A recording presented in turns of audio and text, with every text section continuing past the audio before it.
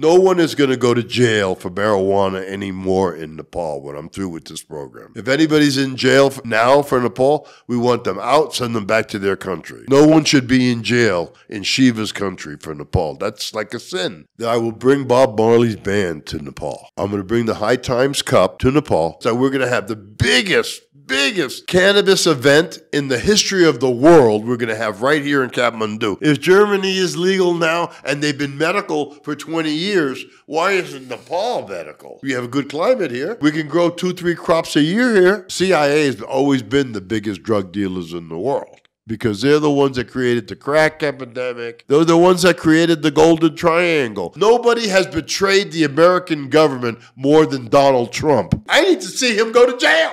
If I can go to jail for smoking a joint, this guy can go to jail for threatening judges, threatening prosecutors, and threatening the government. Data answer more than 70% of our viewers le channel subscribe ne garnu bhako chaina. So make sure you subscribe to the channel and hit that bell notification so that future videos tapaibata miss nahoस्. Alright. Let's start with the video this time. Let's play that video. This is the biggest hashish bazaar in the world. It's on the border of Afghanistan, Pakistan, and Iran. It's called the Tira Valley. Wow. So there is just a marketplace where everybody is selling hash freely. Selling and buying. Selling and buying, of course.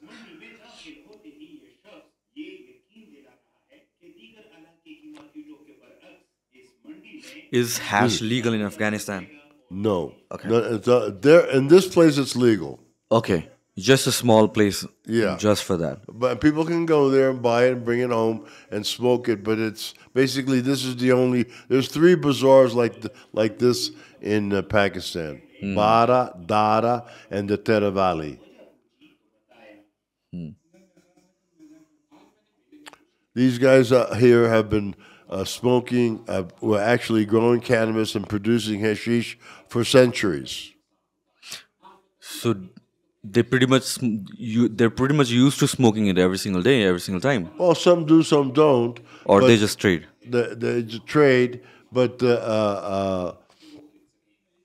they collect the what you see there is the resin that's been collected from the plant and separated from the plant. That's pure hashish resin, and then they have a method of pressing it. They either mold it by hand or they press it with machines for export.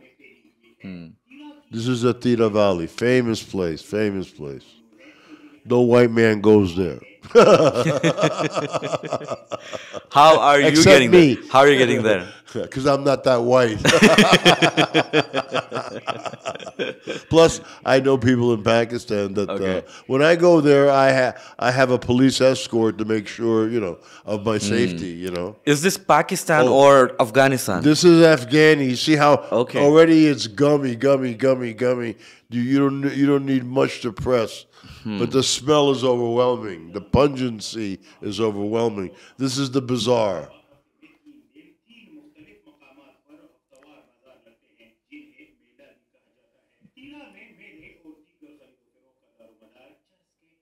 Oh, that's nice. That's Pakistani.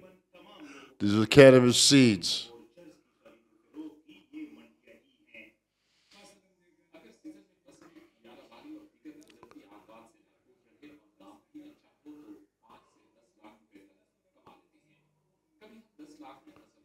This is one of the best hash making places in the world, the best hashish in the world. And they have methods of pressing.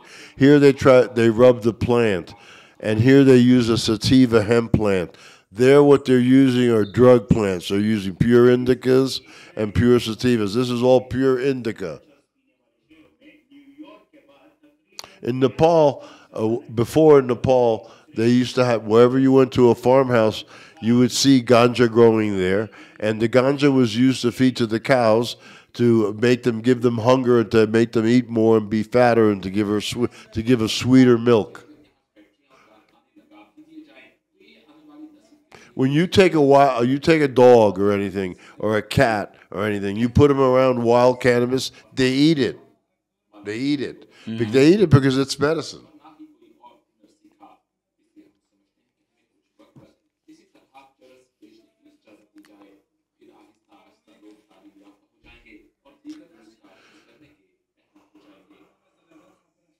The best hashish used to come from a place, Turkestan, Yarkun.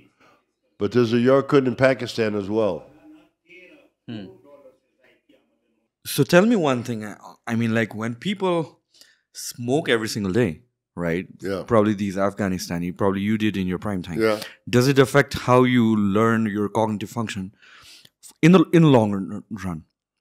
Well, some of this hash that they produce there has a sedative effect. Okay. So it relaxes you and basically it basically relaxes you, and sometimes it can put you to sleep. No, I mean like at that moment, yes. Yeah, But you get very high and you get very happy, but you can't function. I mean, you might be too high to be able to function. But with sativa is different. It gives you energy. It expands your mind. It opens up it opens up your brain. We used to say that marijuana unbrainwashed you. You know that the CIA used to use marijuana to give to people to find the truth out, like a truth detector, like a lie detector, because when you're high on marijuana, you can't lie. It sort of prevents you from lying, so you tell the truth. You want to tell the truth. You're happy. So it's been used as a lie detector by the CIA back in the days, but now they have much better things. They have injections that they give you, and sodium pentothal, whatever they give you, and you spill your beans. You know what I mean? But torture will do that too.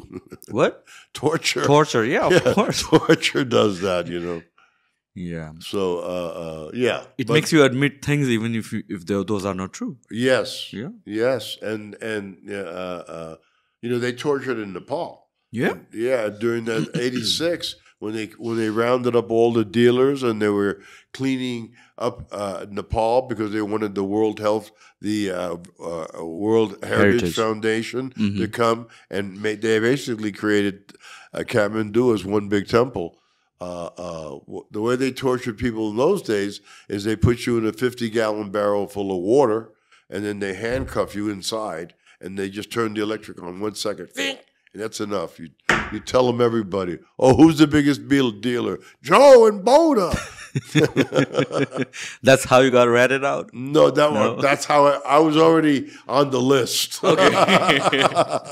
I was already on the list, but that's the kind of thing that I heard was going down. Were you like the biggest smuggler back in the days? Do you even... In the 70s, but not in the 80s. In the 80s, I wasn't really concentrating on smuggling hashish. I had my businesses going on in America, so I was already doing business in America while I was living in Nepal. I had somebody who was handling my ganja business in America, and we were like 50-50 partners. I would supply him, and he would sell it, and I would get half the money. So I was making a lot of money in those days in Nepal and making a lot of money in the States as well. So yeah, we always used to say that marijuana unbrainwashed you. So when we first started started smoking in the 60s, it was like a holy sacrament for us because we had been brainwashed with reefer madness.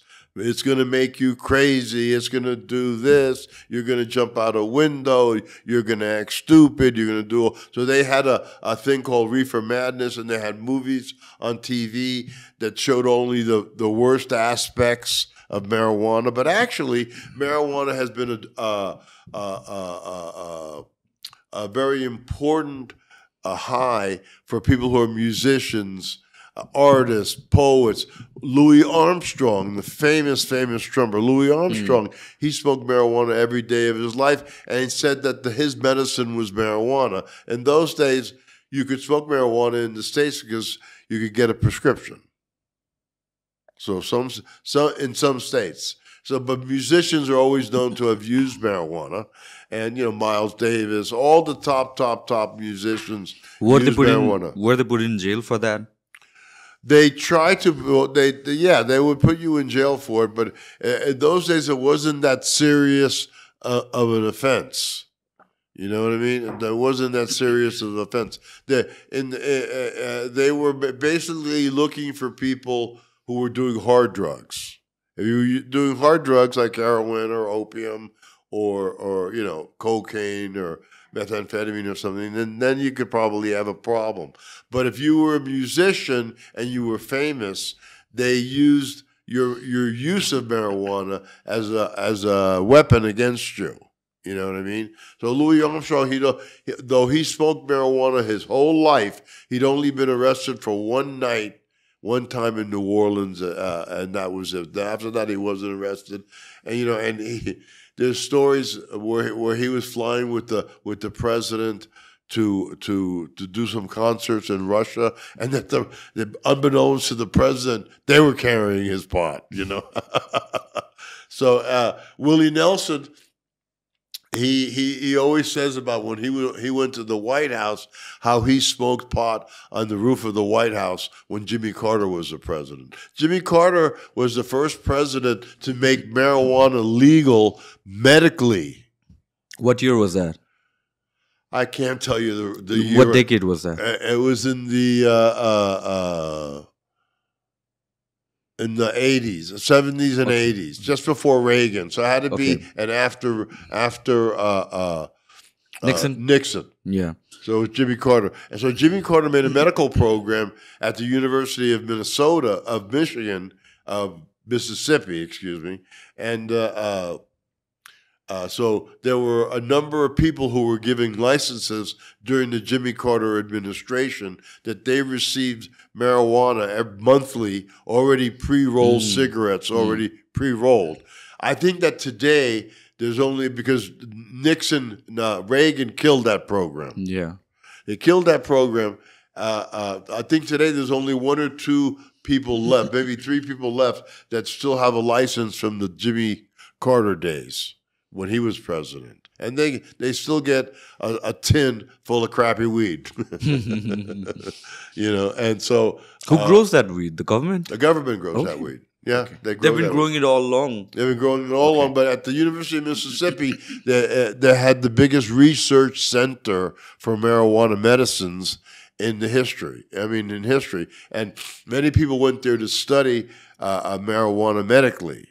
So, in fact, a lot of people who went there wrote books and had the first person who ran that medical program. Let me think of it. I can't think of his name right now, but he became Reagan's first drug czar. Right, and Reagan's first drug czar. What is a drug czar? He was the drug czar, the war on drugs czar. He was the chief, and so. What was his name? I can't think of his name. But anyway, when Reagan picked him out to be the drug czar, there's been a big program against marijuana since the Vietnam War because most of the hippies and the people who protested the war smoked pot. So we believed that pot unbrainwashed you. And that's what the CIA used to use it as a truth serum because it unbrainwashes you. So back in the day, we used to get all these reefer madness movies on TV, and so you were programmed, marijuana's like heroin, marijuana's like this, marijuana's like that, is dangerous. So in the end, when we built up the marijuana industry in the 60s, 70s, and 80s, we felt by sharing marijuana with a person, you were unbrainwashing him, and for the first time in his life, he could see the truth. That was a very important aspect of being a hippie and being in that lifestyle. When did the drug on war start?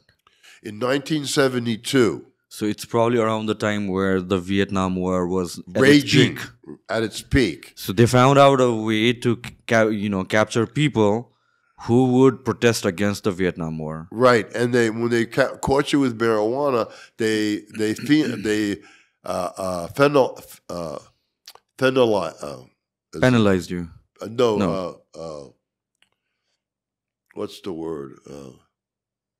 They gave you a record, a police record. Felony. They felonized you. And when they felonized you, you lost your voting rights. So that's been the main thing why marijuana has been illegal. Because you get caught with it, then you never can vote again. Right. You know?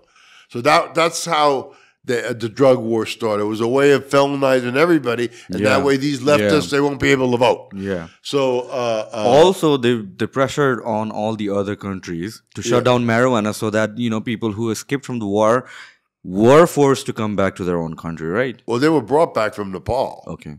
You know, if they found out who you were, you know, the Nepalese government would just hand you over there. They put you on a plane to Bangkok. In Bangkok, you get another plane. You wouldn't leave the airport. You get another plane directly to San Francisco, and there they arrested you. You know, reason marijuana is still illegal is because it unbrainwashes you. It makes you think. It opens up your mind and makes you think out of the box. So, what do you say to people who say that marijuana is just a gateway drug and you'll get started with other drugs once you start? That's not true. That's not true. Because you know, first of all, let's talk about heroin. If you have 1,000 people who use heroin, right, one time, 99% of them will not ever use it again because it scares the hell out of you. What happens? You become addicted. No, I mean, even with one usage of it. It makes you paranoid. It makes you. Not only does it make you paranoid, it's so strong and so powerful that mostly people get scared and never want to use it again. But why do they use it over and over again? Because some people like it. Okay. Okay. Being paranoid? No, being that high. Okay. You know, being so relaxed. You know, that you don't give a shit about anything but staying high. You know what I mean? So some people like that high, and so they stick with it. You know, if you say you have a legalization program, the main thing about being addicted to heroin, okay, is that it becomes like a game. First of all, you need the money to be able to get the drug. So you have to get the money, however means you can. Once you have the money, then you have to get the drug. Then once you get the drug, you get high, right? And it's sort of like a vicious cycle. With heroin, you need to use it every day in order not to be sick, because after a while, your body becomes addicted to it, and you have to have it every day. You know, if people don't realize that in the 60s, 50s, and 60s, they had a legal heroin program in England. And they would it's like the methadone program today. Don't they have it here in Nepal as well? Methadone? No, I'm not sure, but then they have some kind of recovery program from addiction. Is it the I don't know how they're using like I don't know how they use that, but that's a good point because I have a plan and a treatment for drug addicts, and I'm hoping to be able to use that information and maybe opens up some real kind of help for people here. You know. So the it's a funny thing. With opiums, you know, first they had opium, and people smoked it. They ate it. Opium, you know, in Nepal, if you had diarrhea, you eat a little piece of opium, kills your diarrhea like that. So that was a cure for diarrhea. Okay, so they and then of course they taught the Chinese how to smoke it. So the Chinese were smoking opium, and that became a big problem in China because when Mao took over in China, 25% of the Chinese were addicted to heroin, to opium. Can you imagine if 25% of the people in Nepal were opium addicts or heroin addicts? You know, so that was a big problem, and Mao sort of like handled that problem. And so, you know, people don't realize that opium, hashish, marijuana was totally legal during the British time. The British got it, taxed it, and then sold it to you. When they left India, they made opium and heroin, opium and hash and marijuana and cocaine, all those drugs illegal. But there's always been medical use for these drugs because during if you go back 2,000 years ago, 3,000 years ago, before they discovered opium, right? They used not heroin. They used cannabis to get you really high and out of it, so they could do an operation when without pain. You know what I mean? But it was painful still. When they discovered opium, then they could give you some opium, knock you out. You don't feel no pain until you wake up the next day. You know what I mean? So it's always been used medically. The funny thing about heroin and opium is they created morphine to break the addiction of heroin. And morphine is like 10 times stronger than opium.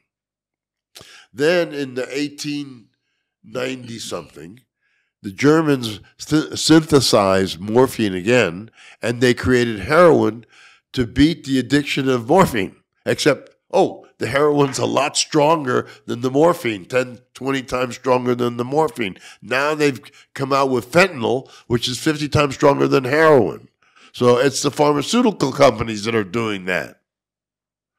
And so it's the pharmaceutical companies that are making these countries make these laws illegal. They have what they call a narcotics control board. That's the DEA. That's the DEA is the arm of the pharmaceutical industry. And then the DEA was created to cover up CIA drug dealing because the CIA has run the drug business forever. You know what I mean? So why did the CIA get involved in the drug business? Because that's the only way they can get money. They can't get money directly from the government. Okay. So they have to use underground money, right, to be able to overthrow a government. Is it still the same right now? I mean, like not drugs, but they get funded by the government. No, they don't get funded by the government. Really? The government doesn't fund drugs. No. I mean, like the CIA. The CIA is still involved in the drug business. They will never. They arrest plane. Well, they had in South America. They had a deal that they called Operation. It was like a Mexican Express. What was the name of it? It's like a Mexican Express. They had like a flight pattern that they used, right? That was under their control, where they could fly cocaine in and out of America, And so Operation Mayan Express. And so the coke would be sent Mayan Express to Mena, Arkansas, and in Mena, Arkansas, they got the coke, sold it. The crack epidemic was all supported and supplied by that connection from the Mayan Express connection through Mena, Arkansas. That whole epidemic in the 80s was supplied by that. And the CIA would send guns to the Contras and supply them with arms. They would get the cocaine back and bring it back on the planes, and then they would sell it in America. The CIA has always been the biggest drug dealers in the world, As an example, I had someone that I know as, I'll think of his name in a minute, but he was working with some people that I'm very against in Amsterdam, and he was working with these agents that were working in Pakistan. It's a funny thing in Amsterdam. It's a funny thing. There was somebody in Amsterdam who came from America who supposedly ran away from America because he got busted in a grow bus in Santa Cruz, and that he made it out and got his seed bank and made it to the Netherlands. Now, he was supposed to have been wanted in the United States for growing, yet he was the only one to be able to get a medical license to be able to produce medicinal seeds in Amsterdam legally by the government. In fact, he was supported to have that license, right? Hortifarm, he was supported by the DEA and governments to get that license before, accredited universities and PhDs. Now, 1 minute, I thought he was wanted in America. No, he's undercover in Amsterdam. So there's a lot of subterfuge in this. And so this guy, he met a CIA guy in Amsterdam, and the guy said, "Listen, we want you to come and work with us in Mexico and improve their stock and improve their methods so we can, sell it in the States." So he went to Mexico and started to work for these guys. When he went to Mexico, he made some friends with the Mexicans, and the first thing that they did, the cartel there is bring a guy out and put him in front of this Canadian guy, and said, "This is what we do to informants." And they took a gun and blew the guy's head off right in front of him. If that's not enough to scare you, I don't know what will. But those gangs down there are real serious, and they've been operating since the 50s. They ran an operation out of Veracruz, where they had a farm and weapons would be sent there and then on to South America, where they were doing counter-revolutionary things. And then on the way back, they would bring drugs. So that's been going on for a long, long, long time.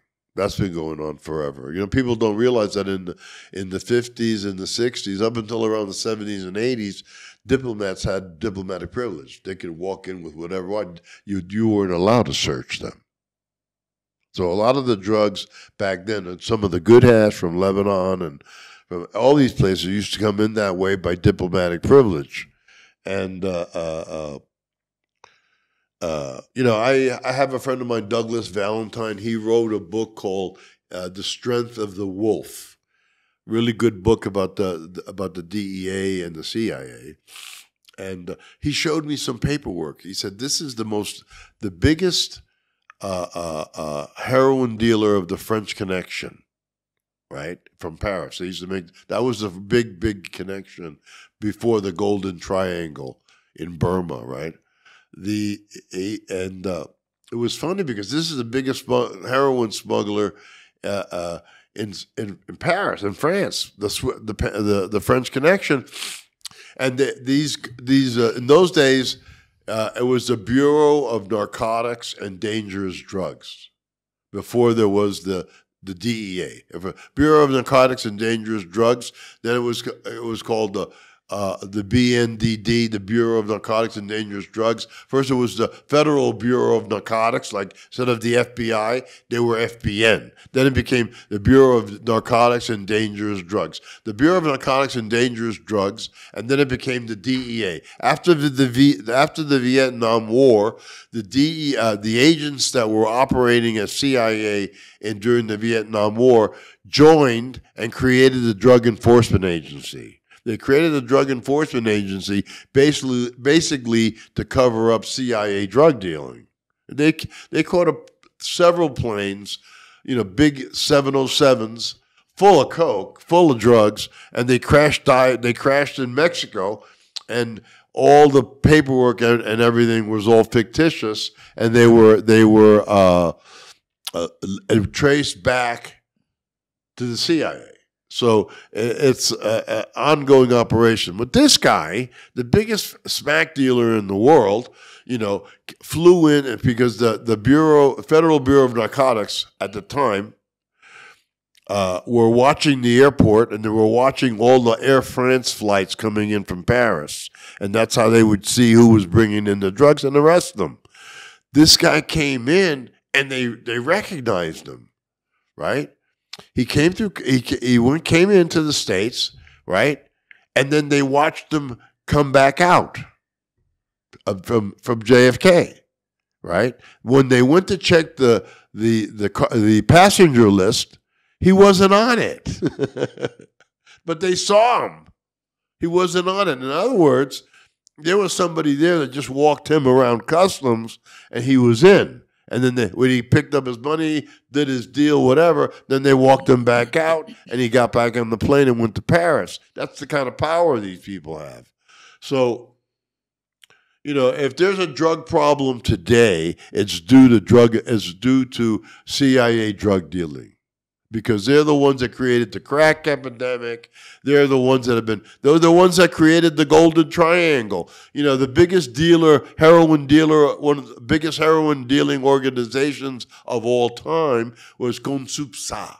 He was the head of the Golden Triangle WO global brand heroin, the purest heroin, but the French heroin was even purer. But the stuff that they made in the Golden Triangle, it had two lions holding back the globe. WO global brand heroin. It was a famous thing.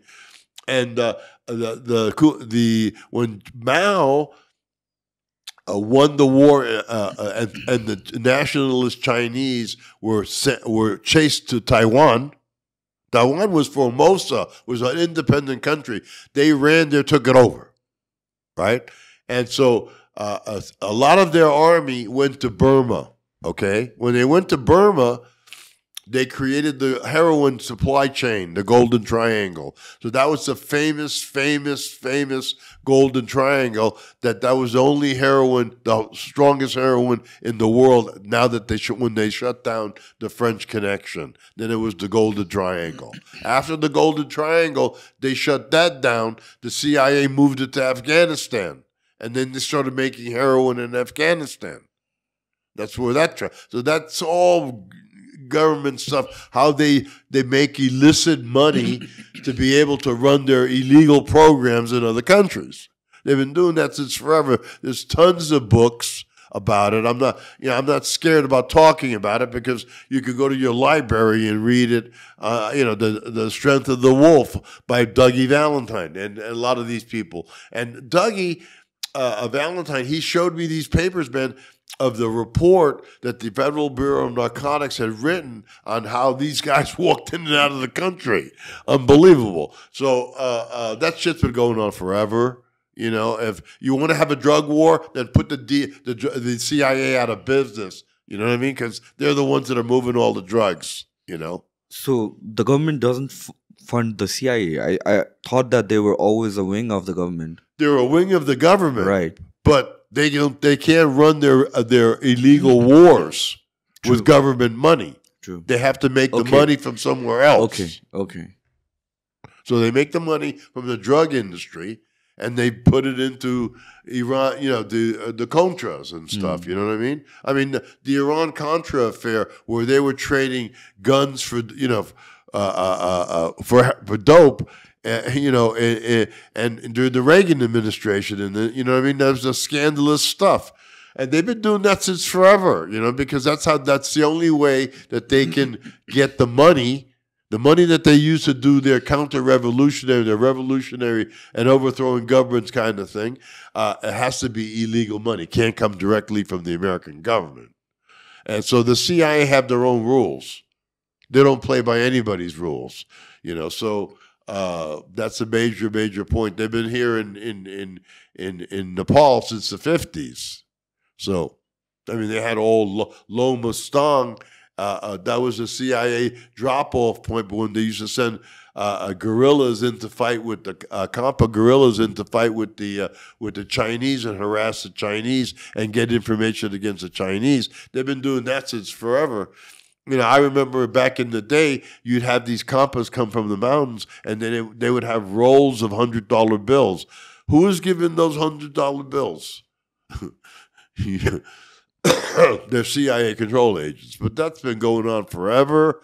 But the drug war is a man-made problem. It has nothing to do with except that some certain people are allowed to do whatever the hell they want. So. And then after they shut down the Golden Triangle, they had a new war in Afghanistan. Afghanistan,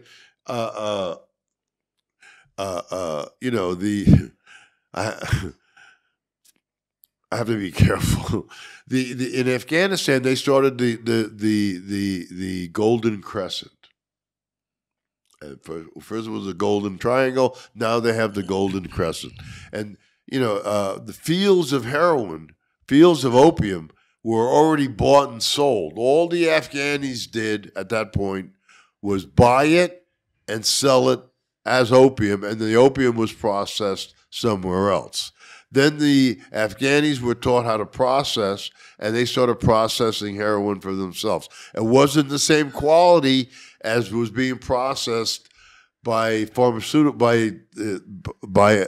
governments, let's say. And so that basically fueled a lot of problems in Asia. So the same as the Golden Triangle did. That's what they got their money to keep fighting. They had the Kuomintang army which ran to Burma and hiding from because Mao took over China. They had to make money to survive, so they created the heroin industry. And for many years, decades, they controlled it. Then when the war switched over to Afghanistan, Pakistan, and the Russians came into Afghanistan, they changed the location, but we're still doing the same things. They've been doing the same thing like that in South America. CIA money, that kind of black money, has been used to fuel counter revolutions all over the world. In the turn of the century, I don't know the exact date, but there was an elected prime minister. There was an elected politician who was elected president, democratically elected president of Afghanistan. First elections that they ever had. His name was Mossadegh. Okay, he was a great guy. Yeah, he was progressive socialist, but he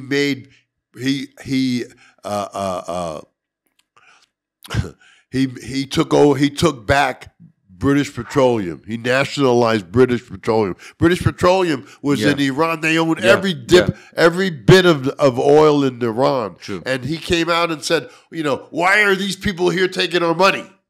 So he nationalized it. And even to this day, the reason that Iran is oil rich and so rich is because what Mossadegh did so many years ago. At that point, one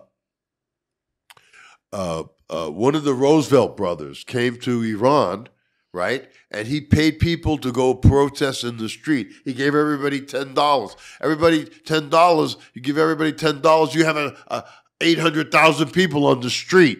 So they overthrew Mossadegh, but they put him under house arrest for the rest of his life, right? The rest of his life, and then but he freed Iran from the British Petroleum. So after that, they put the Shah of Iran in. Funny thing is the Shah of Iran had a legal opium program. If you were an addiction in Iran at the time, you could register with the program, and they gave you the opium for free. Government-sponsored program. Good opium too was red, looked like Tootsie Rolls.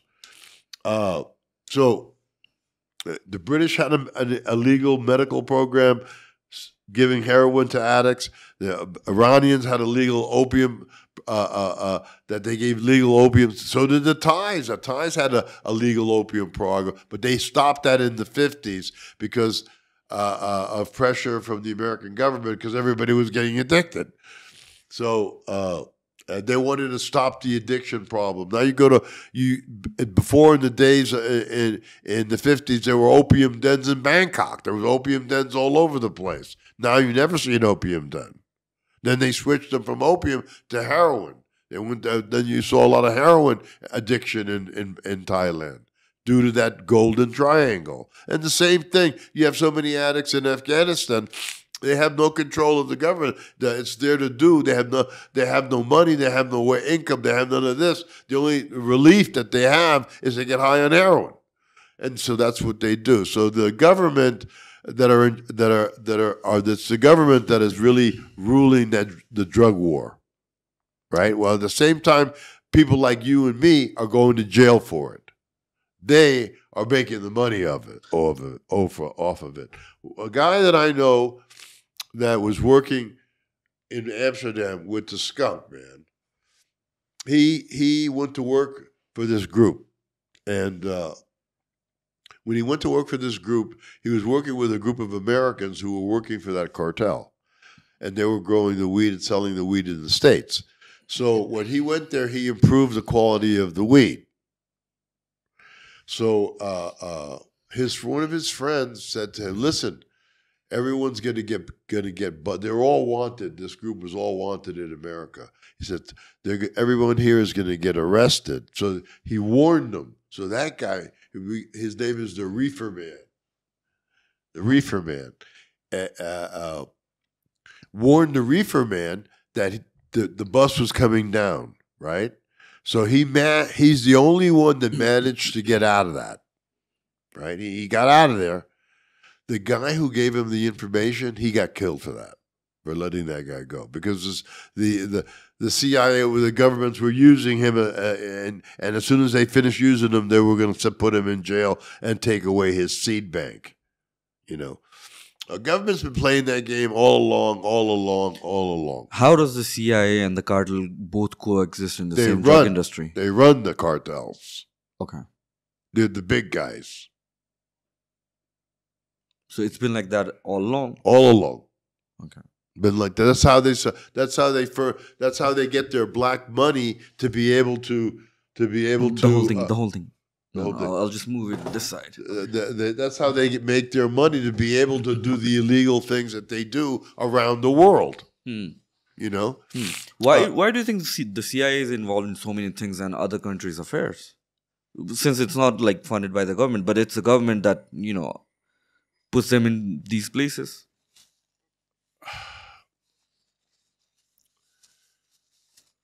That's a tough question. That's a tough question because they talk about like there's an underground government within the government. Yeah, you know what I mean. And so they want to be able to have everybody on the same page, and to get everybody on the same page, they have to do certain things. I mean, there's an expression called a banana republic, right? Yeah. Do you know that in America, all the bananas look the same? Perfect. They're all perfect. They're cloned. Okay. It's a clone. When you eat a banana in America, it's a cloned banana. Why? We cannot grow bananas? They have a clone. They have a production model. But why? Because it's a production model. It's easily sellable. And it's easily marketable. You know what I mean? So there are countries like that are completely banana republics. Their whole society is run on survives on the production of bananas, which are exported to America.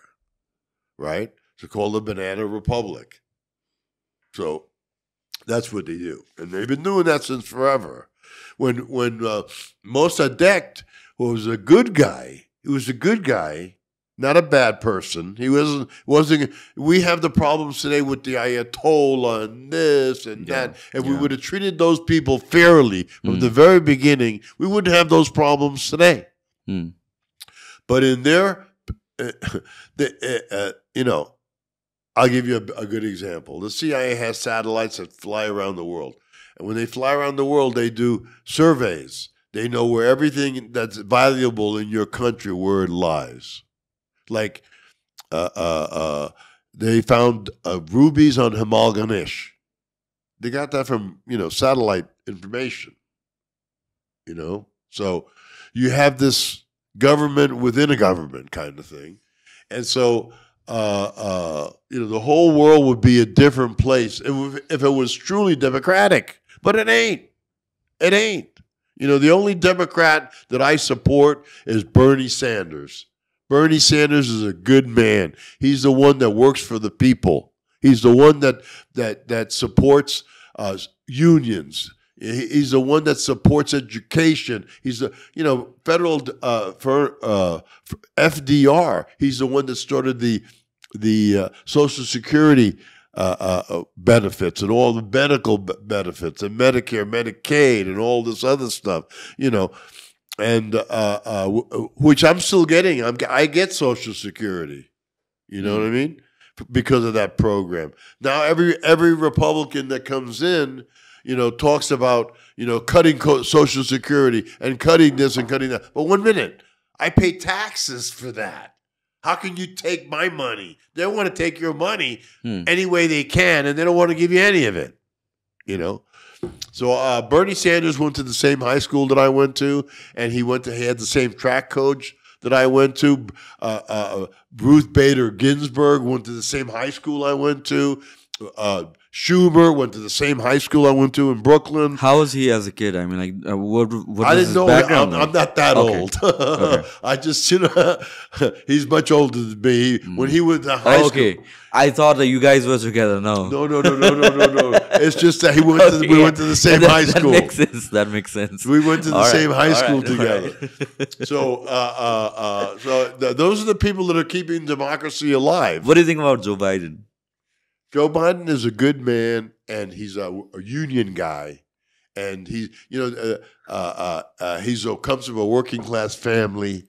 His family worked in the steel mills or whatever, coal mines, whatever, and got him educated. He's a self-made man. He's been in the government for 50 years. He's never been touched with any kind of scandal. He's doing so much good for people like me and older people and younger people too. When I was in the 50s and 60s, education was free. College was free. It's free education. That's not free anymore. Now what they do is they make you pay for an education, and then when you get out of college, you're 150 grand in the hole. That's the least. The least. That's the least. And then so you never can own a house. Because how can you pay the government? So Biden is dismissing those loans. Those are usury. That's usury. My daughter got loans for college. She's still paying off. Now I'm thinking that Joe Biden took care of that. People could be working for 40 years, still paying those student loans and never own a house. They're just slaves. So Biden has done that. He's done so much good that it's unbelievable. There's no way that Trump has a chance. Really, you think so? I'll bet. Really? Oh yeah. I think Trump's gonna win. Well, I'll take you to dinner if he does, and you take me to dinner if you don't. Okay. And because I don't want to win money from my friends. I don't mind dinner, but money I don't want. He has no chance. He has no chance whatsoever. Biden has saved us. Another 4 years of Biden, and we'll guarantee our Social Security, guarantee that we forgive the loans for people's education, which is free. When I was in India, there was everybody educated, nobody jobs. Remember those times? Yeah. And so you could go to a Gordon's restaurant in Bombay, very good English restaurant, and all the waiters had bachelors. It pisses people off in America when these people from Asia come over there and they're more educated than they are, and guess what? They're honest too. Right. So it's like sort of like I don't know how. We'll ever kill racism. But America has a certain percentage of it that's racist to the core. Yeah. And they go by the name of Christians. Mm-hmm. You know what I mean? Mm-hmm. But if you read the Bible, it ain't Christian. So because if you read the Bible, it's a beautiful book.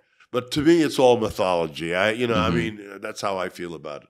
But this is a good lead-in for the pharmaceutical industry. So now you have a lot of people living in Asia, a lot of people living in America. You have 2-3 lakh people living in Nepali, living in Dallas. You got the same thing in New York. You got the same things all over the country. Thank goodness we need more Nepalis, hardworking, educated people. We need those people because all these other rednecks are lazy sons of bitches. Trump comes from a family of racists that go back back to his father and his grandfather. Before World War I, Trump's father left Germany, came to America to make his fortune because he was running away from the draft. So that's a really I'll tell you my personal feeling about Trump. He's never been a good guy. He's never done a good thing for anything but himself. He built these hotels. Well, he had a scam. He has a building full of lawyers. He hires you as a contractor or a subcontractor, then gives you 70% up front. Then when you're finished, he tells you, okay, go get your lawyer and get the rest of your money. And a lot of people can't afford it. There's over 4,000 lawsuits against Trump in New York for non-payment. So you work hard, do a good job, and then he don't give you your pay. He did that in Atlantic City. He did that in New York. That's why they're going to put him in jail. If you don't think that Trump is going to go in jail, then you really don't know America. Before the elections? Not before the elections, but he won't win the election. He will not win the election. You'll see. And then when you see that, we'll have a party. Mm-hmm. You know what I mean? He's like the worst character of a person that you could ever meet. You know what I mean? So he has no redeeming value. He has no values. He has no integrity. You see what he's doing in court, all the games that he's playing in court. That's pissed off a lot of people. Democracy is what created America. We're not going to deal with fascists. My grandfather, my fathers, my uncles, we all fought in World War I, World War II, the Korean War, Vietnam. We fought in every war in the world. We're not going to vote for a fascist. We're not going to allow fascists to rule our country. We're not going to do it. It's just not going to happen. So everybody who thinks, oh, you're going to do it, because they've been listening to the wrong news. You should listen to Midas Touch on YouTube or MidasTouch.org or whatever on their website, and there's a true democracy. We love democracy, man. We want to be democratic. We want to be able to vote. We want to be able to vote for who we want and who we don't want. We're not going to be ruled by fascists, not in my lifetime. And Biden will beat him so bad that it's going to be so funny. It's going to be and then he's going to say, oh, they fixed it. They rigged 50 states against me.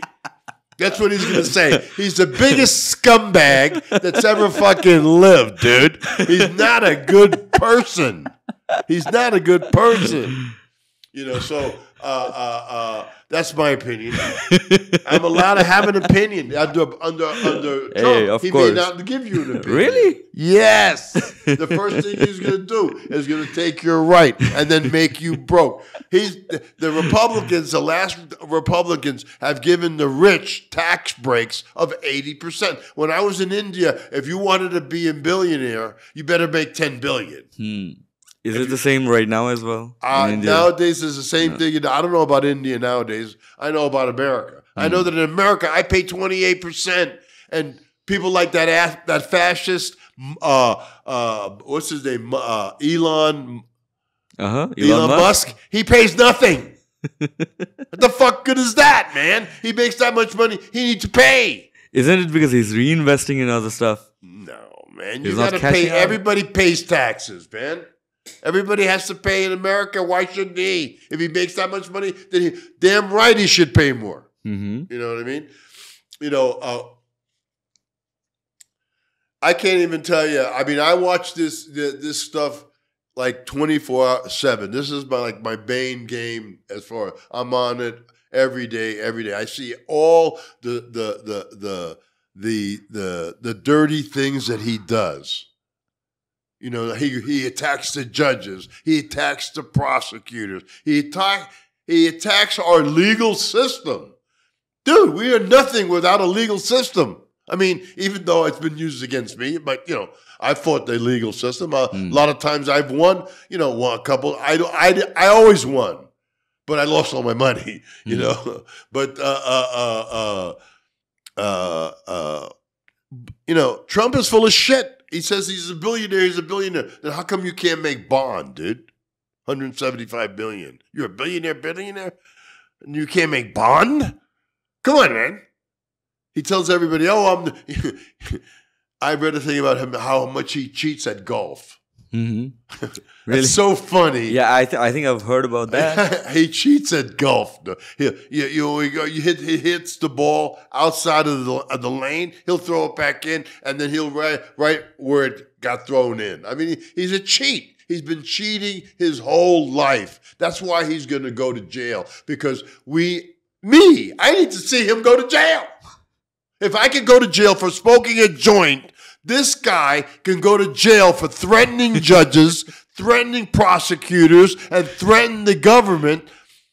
He should go to jail. I could go to jail for smoking a joint, but he can do what he did and not go to jail? That don't work that way. It's going to catch up to him. It's going to catch up to him. He sold secrets to our enemy. When he left the White House, he took our nuclear plans and this and that and was like selling them like he owned them and stuff. Nobody has betrayed the American government more than Donald Trump. And I realize it. I'm an ex-military guy, man. It pisses me off he ain't in jail. You know, I had a friend of mine.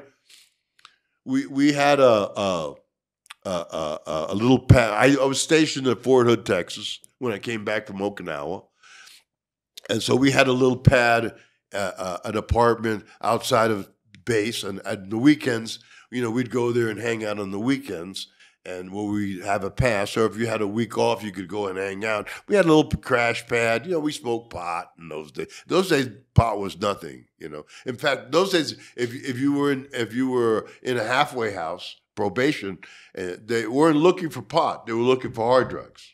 When are we talking about? What time? In the 70s and 80s. Okay, it was illegal, but not. The punishment wasn't harsh. The punishment wasn't harsh unless you did a lot. Okay, you know. But we had this pad. We had a pad. We'd go there, be like make believe hippies, but we had short hairs, and we're military guys.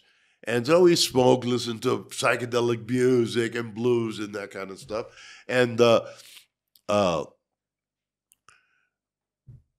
one of my friends, you know, got friendly with the sheriff's daughter, and because she wanted it, she looked, you know, she wanted to be a hippie too, and so got friends with the friendly's daughter, and it pissed the sheriff off, right? So one day I went back, and everything, the apartment had a front side, and then it had a backside service road. The whole front side was surrounded by police. You know, in Texas, they have like 8 different kinds of police. So not only did they have 8 different kinds of police, they had that military police, because we were military guys. So I went there and we saw what was going on. So my plan was just to go around the back, and everybody took whatever pot stuff we had, bring it to me, and I would take it out and hide it somewhere. And that was going to be my job. And that's what I did. Went around, they came out, gave me that, and they cleaned the whole apartment up. One guy, I'll never forget his name, PFC Gadoo. Good guy. He was like he was a little bit of a redneck, but he drove like a really nice Oldsmobile, and he smoked, and he was funny, and he was a good guy. And so he kept one joint inside his wallet. So when they raided the place. It was funny because I went to my friend's house. I said, man, the place is going to get raided, so I got everything out. He said, okay, good, let's get high. I said, 1 minute, I got to go back. I told him I'd go back. He says, what are you going to go back for, to get arrested? Let's get high. And so I got high. Everybody got arrested except me. I was the first guy on the wanted list. My name, and dark-skinned. Why? Because they were racists, man. You know, in America, you're a Nepali. To them, you're a nigger. You know that, right? Mm-hmm. Okay. So I was dark-skinned. So they raided it, and they busted everybody for what is it? When you vagrancy. How can we be vagrant if we're military and we have passes to be off base? So they arrested everybody for vagrancy. Gadoo had one joint in his pocket. He got sentenced for he got charged for that one joint. He got 10 years suspended sentence from the state of Texas. That means 10 years he had to have probation. Dishonorable discharge, 6 months at hard labor in the stockade. Those days, when you got hard labor, they took you out to a mountain and told you to start breaking rocks. You know, so he got screwed. And so Gadoo, with that felony record, it ruined him his whole life, because with a felony, you can't even get a job. That's the first thing that they look. That's why they made marijuana illegal, because if you have a felony, you can't vote. Now, when was it legal? Before that, was it? It was always legal. It's been illegal all along. What about the 30s? In the 30s, it was legal if you had a prescription. Okay, so ever since 40 started, they started banning it. Yes. Okay. And it was a way for them to take away your voting rights. That was what they did. So it's always been a political thing. Why do you think they started unbanning it recently? Because you can't ban one of the most important medicines of all time. Cannabis has been medicine since 6,000 years ago, you know. And okay, here, let's get into this stuff. Yeah. This is my book. It's called The 15-Ounce Pound: Big Pharma's Plan to Patent Pot. Okay. The big pharma. See, when the British came over to India and they took over India, they came across Ayurvedic medicine, which is basically an herbal-based medicines, right? In fact, all over Asia, Ayurvedic medicine had taken a foothold in Africa. In Africa, they had Indian Ayurvedic medicine. In Thailand, when they came to Thailand, they took Indian Ayurvedic medicine there. When Hinduism went to Asia, other parts of Asia, and Buddhism went to other parts of Asia from India, they brought with them Ayurvedic medicine. When the British came to India, right, they saw that, and they saw that their medicines worked.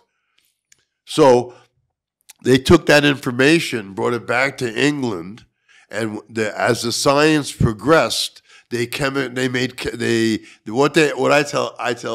tell to people is that they made Mother Nature illegal, and now they sell you chemical concocted copies of it. Right? So that's what they did. And O'Shaughnessy, who saw that cannabis tinctures were used for various kinds of medicine and all these other kinds of medicines, that he brought that information to England, and they started making cannabis tinctures and cannabis-based medicines in England, right? And basically, they realized the importance of cannabis, the importance of cannabis-based medicines. Cannabis in a petri dish kills cancer.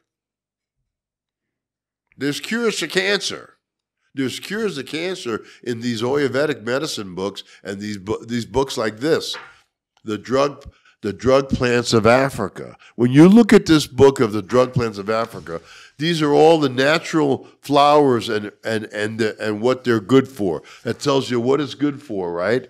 Here, I'll show this. Okay. Let me get something there. So here it tells you for tapeworm, for diarrhea, for yellow, for jaundice, for all these kind of fevers, colds, and gonorrhea. They had all these recipes, medical recipes, natural medicines, and they've been using natural medicines until they created the pharmaceutical industry.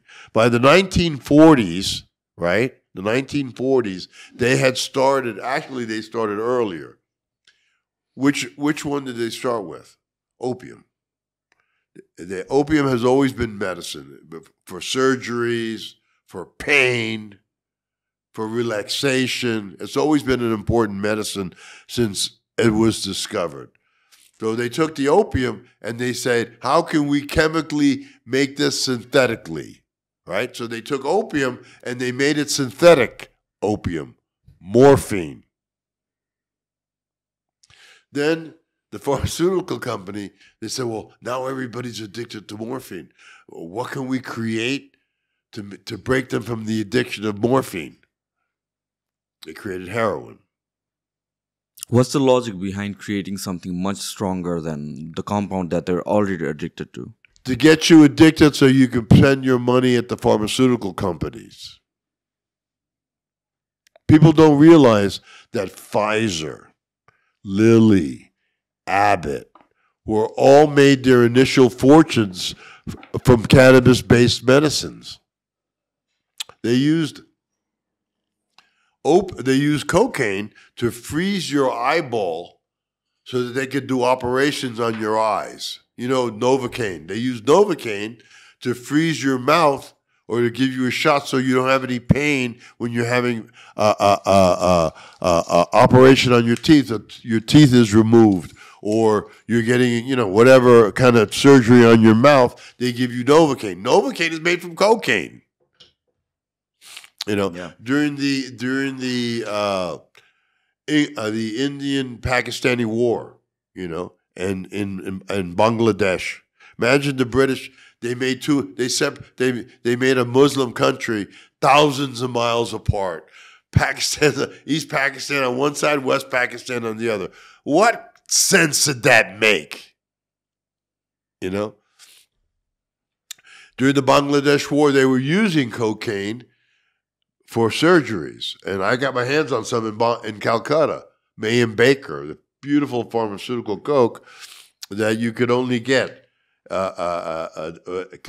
could buy it from the pharmacy, but you couldn't get it legally. You could get it legally if you got a pharmacy to order it from, and you could dose it out. But yeah, so they make these drugs, and then they'll make a drug, and then they'll make another drug that'll counteract that drug, and it's just like sicko stuff. And the biggest power in the world today is the pharmaceutical industry.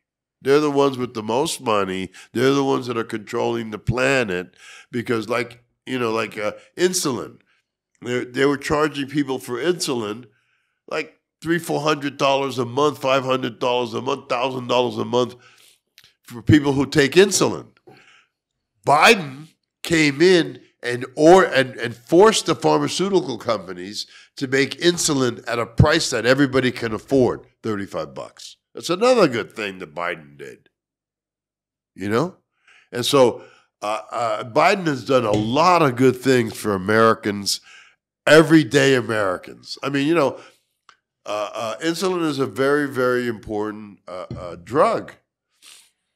Cannabis has THCV in it. THCV is a cure for diabetes too. It helps you control your sugar and helps you control your appetite. Nowadays, on TV, you'll see Kelly Clarkson selling gummies that she lost like 80 pounds. Have you seen the weight? Well, she's using something called CHTV or CTV, Oh, don't tell me that's made from cannabis. So they've broken down cannabis in different cannabinoids, and the different cannabinoids all do different things. The one that can help you control your appetite, then they have one that'll give you an appetite. The main cure for people who have AIDS is cannabis, because cannabis makes you eat. It's like in Nepal. Why was farmers growing cannabis in every farm? Because they fed it to their cows. When their cows got sick, they gave them cannabis. And guess what? The Ayurvedic doctors would do the same thing. So that those Ayurvedic recipes and the Chinese recipes are being synthesized since the 1940s. Well, actually, since the 1800s, 1880s, 1890s, when they synthesized heroin, opium. So they still have more than 100 different cannabinoids that they haven't separated and discovered what they can do. But they will, and they'll be selling it on TV. So that's the reason that cannabis and opium and cocaine has been illegal, because there's certain things, cures and things that they can make from it, that basically help them control the pharmaceutical industry. The pharmaceutical control the planet. I mean, do you get addicted to marijuana? No, it doesn't have an addiction. No, it has. It can be. You can be habituated to it because it makes you feel good. Yeah. Okay. Not on a physiological. But not on a physiological. Not like opium or cocaine or something. But yeah, that's another myth that it'll lead to heroin. It'll lead to heroin. No. It doesn't lead to heroin. It leads to people being aware of what's going on in their life and opens up their minds and gets them thinking and gets them going again. What about the dependency factor of it? There's no dependency factor. If you know what the cure, I'll say, you know what the cure for cannabis overdose? What? Coffee. Okay. That's been the same cure for like 100 years. Okay. So there's so many lies because they control the information. It's just like they control education. Right now, education is in trouble because we're getting too smart. Not here. No, not here. It's sad here. They need to reform it. And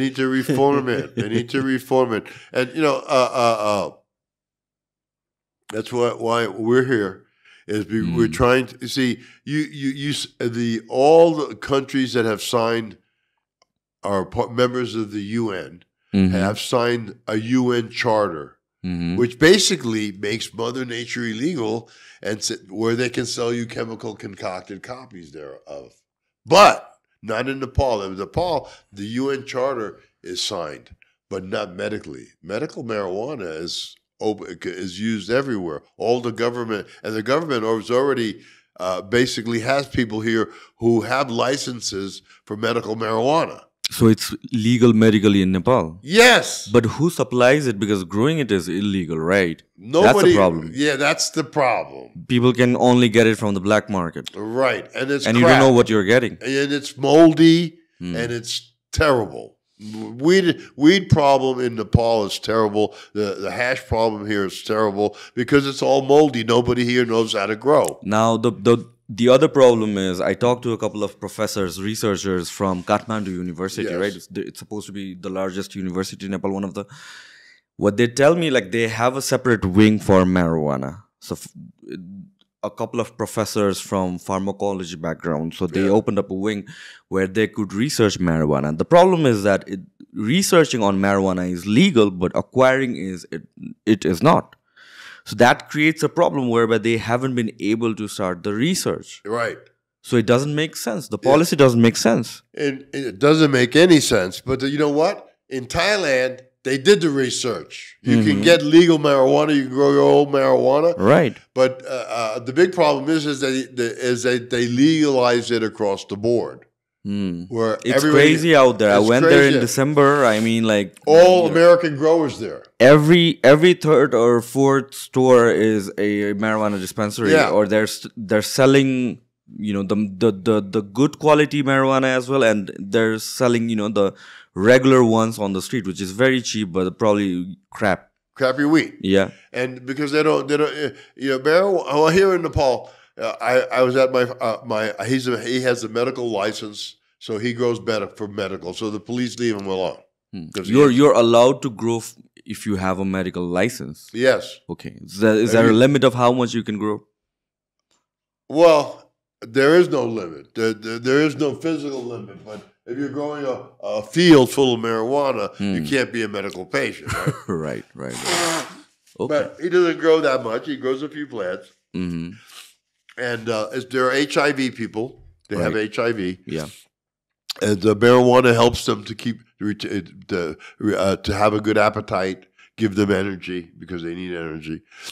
But in Thailand they've done that. So you have universities that have medical marijuana facilities that supply medical marijuana to patients in Thailand. But then they opened up the recreational market as well. So that's been a big conflict. Where did they go wrong? I mean, like, eventually recreational has to open up once you start medical, right? But where did they go wrong? They're trying. From what I heard, they're trying to roll it back. When you open you let the genie out of the bottle, it's hard to roll it back. Yeah, but they're trying to. But regardless of that, where did they go wrong? Well, it's a problem in Thailand. It's because they have tourism that's backing that, because now, you know, you go to Thailand, everything is free there. You know what I mean? You know, it's like the sex capital of the universe. Yeah. It's, you know, great food. There's a lot of great climate, beautiful beaches. You have all that there in Thailand, and so you know, it's going to be hard for them to make it illegal because they've let the genie out of the bottle, and plus people are making so much money from it. So where did they go wrong? They handled it wrong. Why? How? Well, because they should have done it from seed to sale. They should have done a medical program where, you know, they should have done a program that they controlled, that they had some control over. They opened up a program that they let the genie out of the bottle, and now everybody's making money. It's going to be hard to control. They can't go to every store and arrest everybody. They can't do that. So how they fix their problem remains to be seen, because they are talking about, we're going to bring it back. So you think, like, people shouldn't be able to go to a store and then just buy it out of there? Like, they need to have a proper license. They should have a proper license, and they should have medical need, and there should be recreational too. But they need to have a license. How is it done in the States? Okay, in the States, you apply for a license, and they don't give everybody a license. So you have to, you know, you can't be an ex-smuggler or something and have a license and have a, you know. So you have to have a clean record and all this stuff. Well, the first thing is that a grower will get a license from the government and from the state government, and they also get a federal license. In Oklahoma, a federal license, it's like $3,000 to get a license, and then they have to have certain security, and they have to have certain things that have to go. It's an inventory system. No, so you mean as a grower, right? As a grower. As a consumer, do you need to get a license as well? Yes, we're going to get there. Okay. A grower. Let's start it as a consumer, okay? Right. You apply for a medical marijuana license. In Oklahoma, you apply for a license, you get a license for 2 years, and it's good for 2 years. You can go to any legal dispensary and buy your medicine, you know, as much as 3 ounces. That's the most you can buy. And so then you buy it there, and then you can smoke it at home. You can't smoke it in the street. You can't smoke it in your car. You know, you can smoke it at a party if the party's all there. You know what I mean? But you can't publicly use it. But now there are places that are opening up where you can use it publicly. Right. That's the first step. The second step is to have licensed farms that grow marijuana. So right away you have to have a license issued by the state and federal government, and then there are certain rules and regulations that you have to follow to be able to grow legally. First of all, you have to have everything, your property sealed off. You have to have cameras to watch that people don't come and steal it, and sell it on the black market. Then you need someone. First of all, you need a master grower. You need someone to run your inventory, because when you're doing a legal business, every plant is counted and every plant is tagged. So say you're growing 5,000 plants. You have a machine that can read the tag, and you can go by the rows and just copy the tags and get an inventory. Oh, I got 1,000 plants, and then you can show you had 1,000 plants. Okay, so then that's the first step. Then after that, and the inventory system was complicated for me because I'm like 100 years old. But for these young kids that were born on a computer, they figure it out right away. So everything is accounted for, and every step of the way, once you cut the plants down and start to process them, then you have to you have to report it. We've cut down all these plants, blah blah blah, and they've been reported. And then you have to cut the buds off of the plant, right, and weigh it, right, wet, and then you weigh it dried. When you're growing medical marijuana or any kind of marijuana, when it's a real plant and you cut it down, you lose about 80% in weight. So what you started here at 10 pounds of wet now is 2 pounds of dry. So you're calculating and measuring it and reporting it all the way. Now, at the same time, a farmer, he's growing weed, okay? You have a master grower, you have an inventory person, you have maybe 6 people working your farm, spraying, giving nutrients, whatever your program is. When you cut the plant and then go to what we call shucking, which is separating the buds from the stem, you need more people to do that. So right away, a marijuana organization, right out of the gate, are going to need about 6-8 people. Then when it goes to shucking and cutting down the buds, you're going to need more people. Then when you go to trim the buds, you need trimmers. So in Nepal, trimmers there's no problem for trimmers. In America, trimmers get about $15-20 an hour. They used to get by the pound, like if you trim a pound, you get $100. But now that's changed. You used to get about $150 a pound. Some trimmers were trimming 5-6 pounds a day. They were making $600-700 a day. America, that's good money. And so it'd be the same system here now, and people here will make good money, but by standard. Mm-hmm. So you have people there. So at that farm, you may have, it's a big farm, you may have 30-40 people working there throughout that year. Maybe 30 people working throughout that year.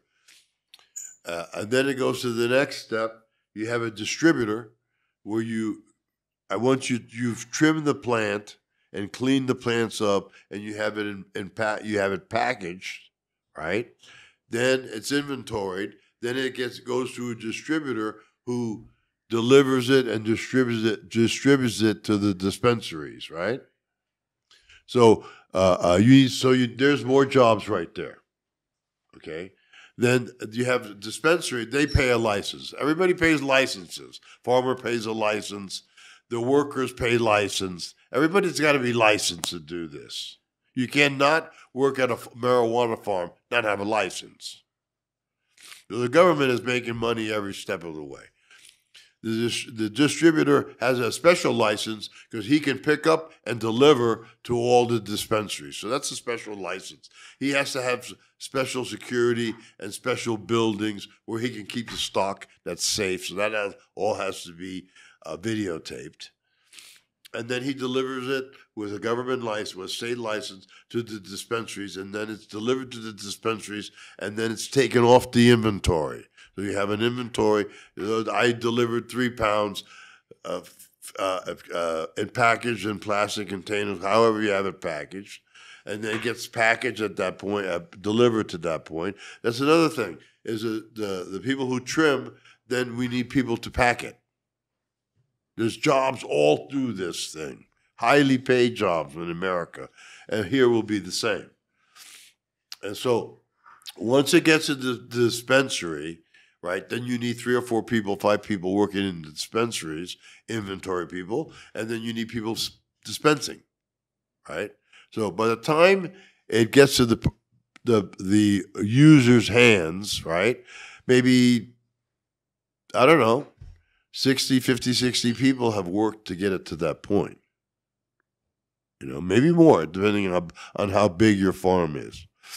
So it's controlled every step of the way. You can't smoke in your car. You can't smoke in the street. You have to you can smoke at home. You have to be able to you can go to parties where they're smoking and, you know, that kind of thing. But it's controlled every step of the way. It's called seed to sale. From the seed, you grow it, and then you sell it. Do you think that's possible in Nepal, given the condition that a lot of things are in chaos? Like, you cannot control a lot of things here. That they don't have a proper system for it. And that is one of the main reasons why they're afraid of giving it a try. That's wrong. Because you can control it. If Americans control it, who are the biggest ganja smokers in the world, why can't Nepal? First of all, when we come in and train people, first of all, here nobody knows how to grow. Mm-hmm. Nobody knows how to process. So what they're growing here is all basically infected with mold. If you, let's say in America, if you have your plants, weather changes, they get wet, the plants mold. Then you have to declare it and you destroy it. You cannot sell a moldy plant to a patient. Okay, so you give mold to a patient? Give them mold? No, they have a thing called gray mold. You don't want that. So right away, how we'll do it and why we'll do it is because the weed that we produce for the pharmacies will be so much better than they ever got on the street that there'll be no competition. There'll be no, and we're not going to put people in jail for marijuana. So if we catch somebody selling illegally, we fine them. Every time we catch them, we fine them. We don't put them in jail, but it costs them 500 rupees or costs them 1,000 rupees. Oh, you know, eventually we'll bring them into the system and teach them how to work the system legally in a legal system. If we can do it in the States, you can do it in Nepal. You know, we can. What we're talking about is this, because basically we're going to teach this.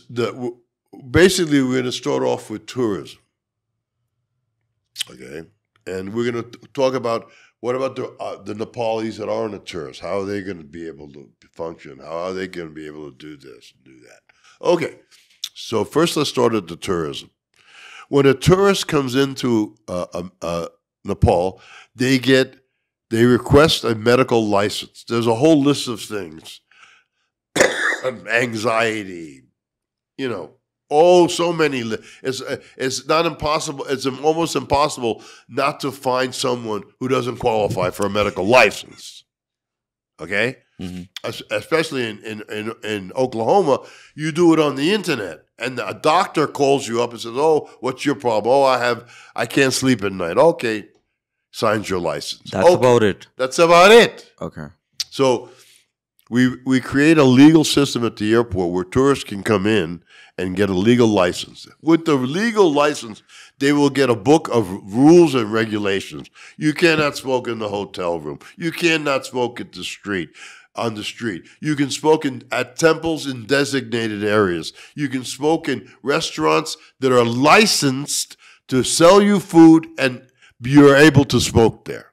If they want to sell weed at a restaurant, say they have two people, and oh, by the way, you have to have a license to go to one of those restaurants. You can't go to a restaurant and start smoking and not have a license. Right away, they're going to ask you, you have a license? You have a license? You show it. I have a license. I can smoke here. Okay. Say you have a license, you go into the restaurant, you want to smoke, but you don't have any marijuana. Okay. You have a license. You already paid for your license. Now, the restaurant pays for a license to be able to have those customers come exclusively to his restaurant. They want some marijuana to sell to their patients. To their customers. They go to the shop, like I have, the dispensaries. They buy the pre-rolled, already packaged pre-rolled, right? And they sell dispensary weed. They offer dispensary weed at the restaurant. We don't sell them too much. They're not going to need too much. They're not a dispensary. They're a restaurant. All right? So the restaurant is going to have to pay for 2 licenses right there. Okay. The dispensary has a license. Everybody who works in the dispensary has a license to handle marijuana. Okay.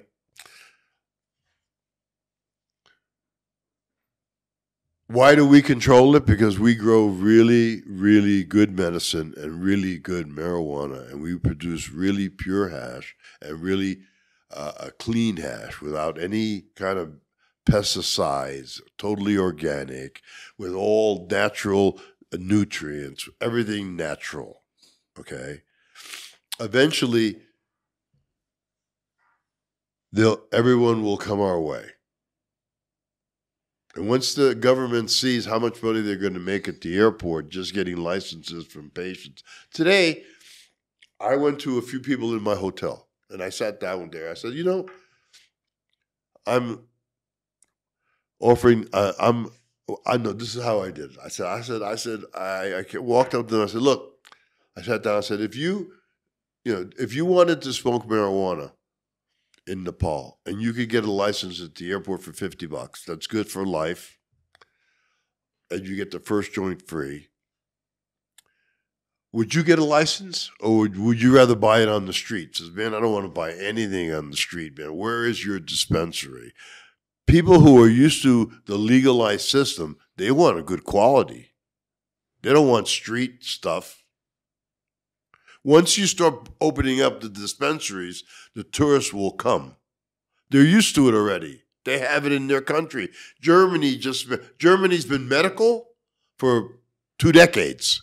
It's just became legalized for everybody, where everybody could go into the dispensary and buy. See, there's 2 kinds of dispensary. There's 2 types of licenses in America.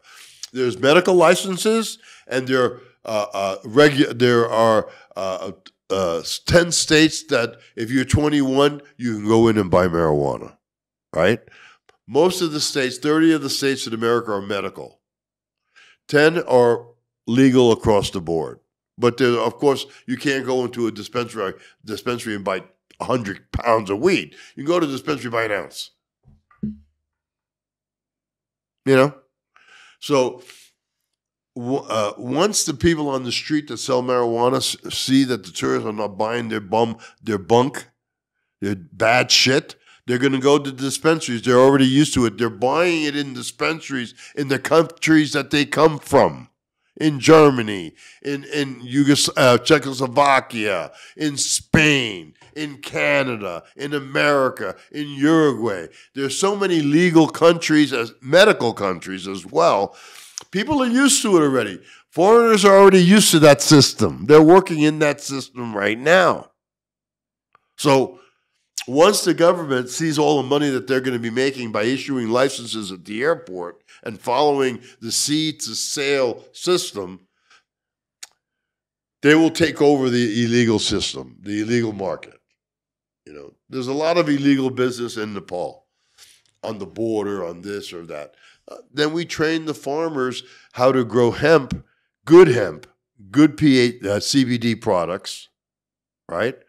And we start making gummies and start making rollies that we can sell in other countries because they don't get you high, but they make you feel better. They take away your pain. That's an untapped business resource for Nepal that once we switch that over to that, I'll be selling gummies in Saudi Arabia. I'll be selling gummies in Dubai. I'll be selling gummies everywhere where we can. That's an untapped resource for cannabis in Nepal because I will bring the medical strains here. I'm a geneticist. I have I have a seed company, Gold Crown Seeds, and that's what I specialize in. So I will furnish those seeds to farmers that are licensed, you know, and we'll produce gummies right here. We'll produce everything right here, and we'll supply to other countries legally. So what we're going to do is make a transfer over to medical, because that's what believe me. So I went to several people. I said, well, if you could buy, if we had medical marijuana, we had a good medical marijuana, we supplied it in the dispensaries, and you could get a license. Would you buy from us, or would you even go to the street? Says, I don't want to go to the street. Only thing you get here is crap on the street. I've been told that by 4 different sets of people who I didn't even know. I just went up to them and just said, hey, if this was the situation, where would you go? They said, we would go to your dispensary. Where is it? Wait. I said, give me a few more months. Give me a few more months and we'll get this turned around. You know, this is if Americans can do it and the Europeans can do it, why can't the Nepalis do it? If Germany is legal now and they've been medical for 20 years, why isn't Nepal medical? We have a good climate here. You know, we can grow 2-3 crops a year here. You know, I have marijuana that can cure diabetes too. That's a cure for diabetes too. I have medical marijuana that can help control your appetite and help control your sugar. It don't get you high, but it helps your medical problem. So basically, that's what we're planning on doing. You know what I mean? Eventually, it will take over. It'll take over because the possibilities are endless for Nepal. And one more thing is that... This is your website? Yes. Okay, the first one on the left is Bada Bazaar. That's a Pakistani hash indica that's very, very good for pain. Okay? Now, the next one over is a blue dragon, which is a beautiful strain from India with a Burmese, a Kona, and a Maui. That one gets you high. That's very, very strong. How much do you get for $400? 12 seeds. Okay, those are seeds? Yes. Okay. I thought it was marijuana. No. These are very exclusive strains. Okay. Now, when I say Bada Bazaar, my strains, I may grow 100 plants, 200 plants, and I'll look at those plants and find the best ones. Those are the ones that I breed. The ones that are inferior are not as good at. I pick the best plants to breed. The one on the right there, the blue Burmese, Kona, Maui, that's 4 different sativa strains. That's the get up and go. That'll open up your mind and get you working and just make you feel real good. But that's very strong. The Blue Dragon is my Tamil Nadu strain. It's a pure sativa. It's really strong. It's really great weed. The Blue Hunza. These ones in the middle are fun weed. The ones on the left and the right are medical strains. The Blue Hunza is my Blue Dragon, and Hunza from the Hunza Valley of Pakistan, and that's an indica. So you have the best of both worlds, right? So you can function better on that more than on the other ones, because the other ones are going to get you very high. You're going to want to party. Okay, bring it up again. Okay, now here you have Durban OG. The Durban OG is my Durban poison, which is the one that I have one of the rarest examples of Durban poison that you can get. I have a DNA sequenced, so I know exactly where it comes from, and I know exactly where that plant comes from. So that's a Durban OG, which the stoners call thin mints. That has appetite suppressant because it has CHCV in it, right? The Mazar-e-Sharif is a pure indica. That's a relaxant. You know, you want to go home and you from work, you want to rest, relax, you want to feel good, you want to eat some food, then go to sleep nice. That's the one, right? The Paonia Purple is another one that's a 50% sativa and 50% indica. Okay, so that, oh no, that's the Paonia Purple, okay. Okay, the Paonia Purple is the 50% sativa and 50% indica. So you have the energizing bunny, but also you have a relaxant in there, you know. Then the one to the right of that is Purple Chitrali. That's a pure indica from the Chitrali Valley in Pakistan. That's a pain relief, relaxation, you know. Okay, go up. Red Dragon XXXXX. Okay, that's Red Dragon, which is my red Congolese Nigerian hash plant, OG, CBD, and THCV. That's medicine right there. And the sour goo, that's again very strong sativa, but then it has CBD in it. So not only does it have a very good high, but it also has a relaxant, so you don't get any anxiety. Okay, so this is just the beginning of my collection. I've just started this new company with Seed is Art, and they're the ones that are actually manufacturing and packaging my seeds. And we've just started replicating my whole collection, because when you're growing seeds and breeding and selling them, every 3-4 years you have to replicate them so you have fresh seed, so you supply fresh seed. So that sour goo is a fun plant, you know. I tell people, you know, people who have PTSD, you know, there's certain medicines here that I would recommend, like the Purple Chitrali, the come down a little bit. The Purple Chitrali, the Mazar-e-Sharif, the Bada Bazaar. Those are really relaxing drugs. Pot when you smoke that at bedtime, when you want to relax, you know, or you're having a party, you want everybody to be mellow. That's it. You know, so I'm replicating my whole strains. I've just done my whole Durban line. I've done my OG line. So the next time I come to Nepal, I'll have another dozen replicated. And every 3 months, I'm getting a dozen more replicated. And I'm going through my whole collection. And then I have a whole collection of strictly medical strains that has, they don't have any THC. They have Delta 8, Delta 9, THCV, CBD, A, CBD, C, A, B, CBG, A, CBC, A, and basically those are medicine. You know, they're medicine strains. They're not going to get you that high, and basically they're going to make you feel good. They're going to get high, but it also has all the medical value in the thing. So people who have PTSD, there are certain things that are really good for PTSD here.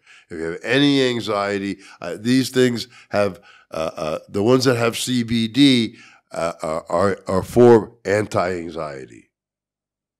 So I have, for all these strains that I have, and these aren't up yet, I have already done the research and know what benefit you get. So when these come out here in Nepal, they can come in and buy strains that don't get you high, but they help you with your diabetes too. Okay, here's some things that don't get you high, but take away your anxiety. Right? There's other ones that get you high, but takes away your pain. So I have both levels. You want to party, you want a medicine, you know. But once we start putting this kind of quality out here in Nepal, they won't be, none of the local things that they do will be able to compete. As an example, I went to a farmer, and he had the hash looked pretty good that this one guy showed me, and he had all this other stuff. And basically the quality is so low that if you compare it to the same thing from America or the same thing from Europe, they can't compete. They can't compete. So the benefit for Nepal is everybody's going to get jobs. A lot of people are going to get jobs, good paying jobs, and the government and of each state are going to make revenue. This is a revenue making program. This is what every state in the U.S. does. Some states are different than others. Some states only allow you to take 1 ounce at a time. Some states let you take 3 ounces, and not more than 3 ounces. You know, so there's all rules and regulations, which we can figure out which will work best for Nepal. Now, what about Nepal? What if I want to grow my own medicine? Well, first of all, you're going to want to get my seeds because you don't want to grow anything Nepali. It's just not here anymore. And maybe never was. See, most of the weed that's grown here is used for making cloth, used for making baskets, and also they make it into a very low quality of hashish. It's just not going to be able to compete with us because we're professionals. Okay. Another thing is that what am I going to do? Yeah. Well, we'll make licenses available for Nepalese inexpensively with rules. You can only grow 6 plants for yourself. And if they want, they can buy clones from us, medical clones. We can supply them the plants. And say you have somebody in the family that has diabetes, has a sugar problem. So we make plants. We sell them those plants. They don't have to do anything but put it in the ground. You know? So we have a way of killing them with better medicine. So they're going to be killed, but in a happier, more better way because they're going to make money. But no, it's not going to be a free-for-all. Oh, now it's legal, I'm going to grow 1,000 plants. No, it's never going to be that. You're always going to have a license.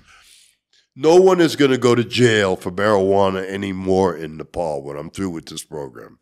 If anybody's in jail now for Nepal, we want them out, send them back to their country. No one should be in jail in Shiva's country for Nepal. That's like a sin. You know? So this program will change the way everybody thinks and will make it into a money-making program for every day.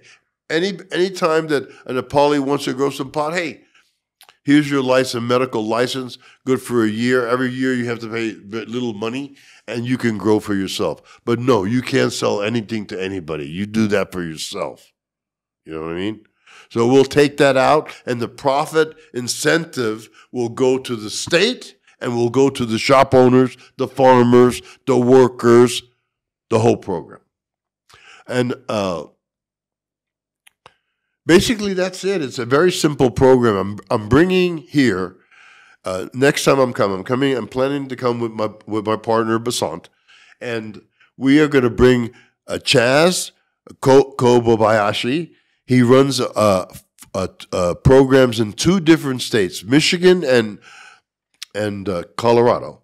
He has 4 farms in Colorado and 4 dispensaries in Michigan, in Colorado, and then he has the same thing in Michigan, 4 farms and 4 dispensaries in Michigan. So he grows and puts in his own dispensaries, okay?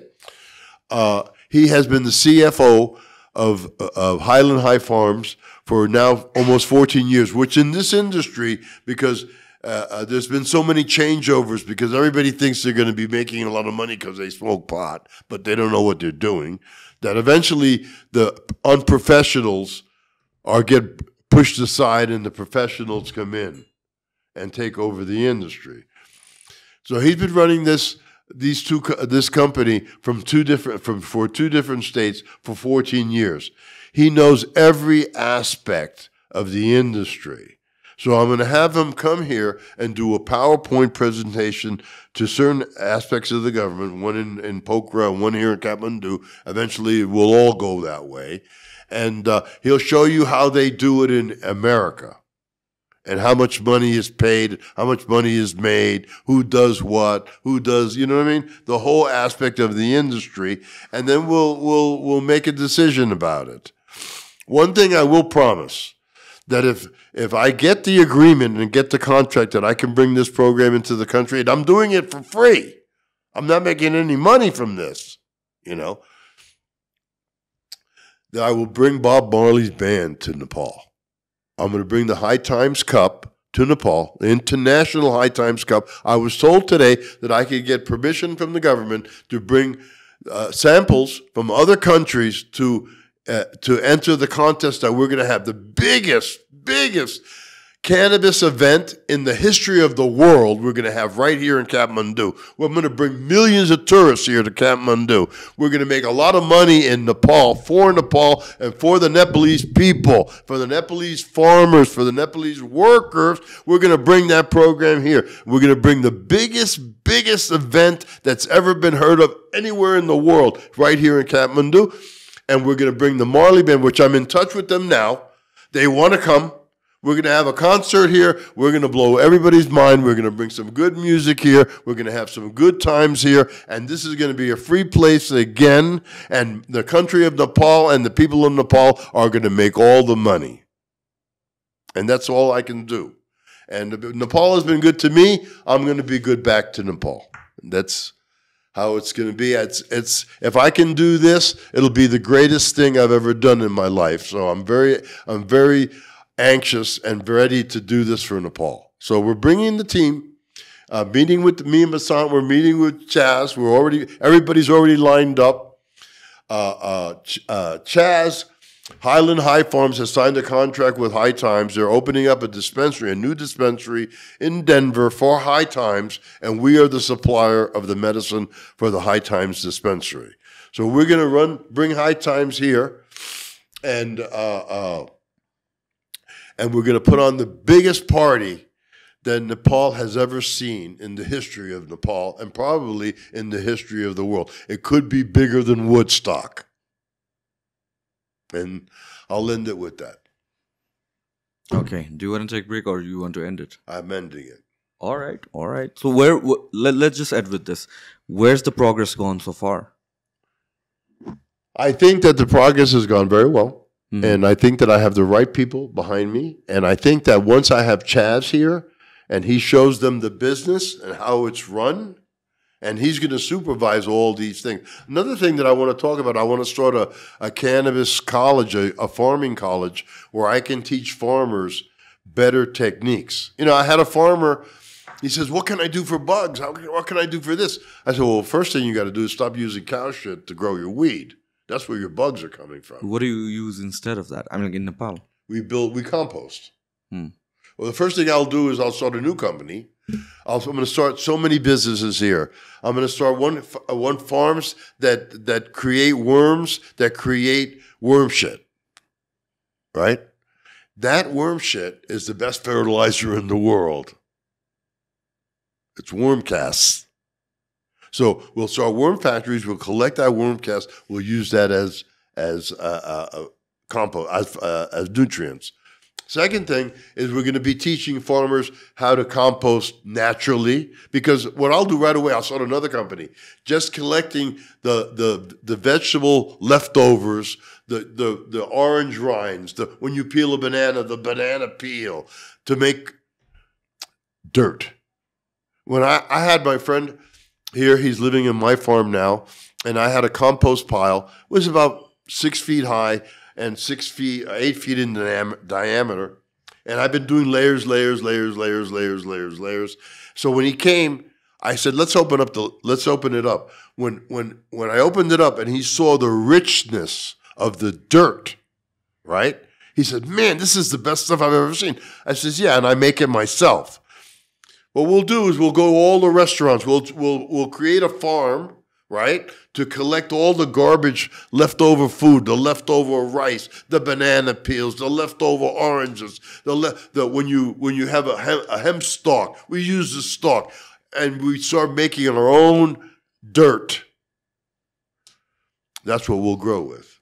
And believe me, I probably, if I start that garbage collection business of collecting that, I'll be doing the hotels a favor, and I'll be doing the farmers a favor too, and putting more people to work. But we have said different. Now we have not only legalized ganja farms, we have a legalized worm casting farms. We have a legalized composting farms. We have a legalized farm just to sell plants that people can put in the ground and grow themselves.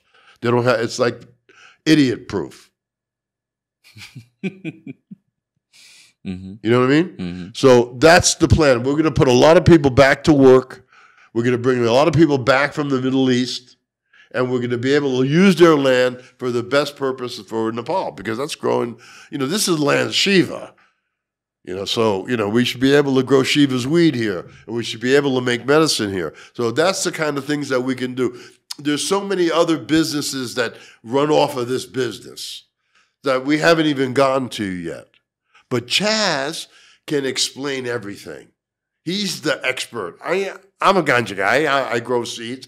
I specialize in genetics. Yeah, I do that. And I make seeds with seeds as art. Yes. But Chaz is the expert in the business. He's the CFO of Highland High Farms.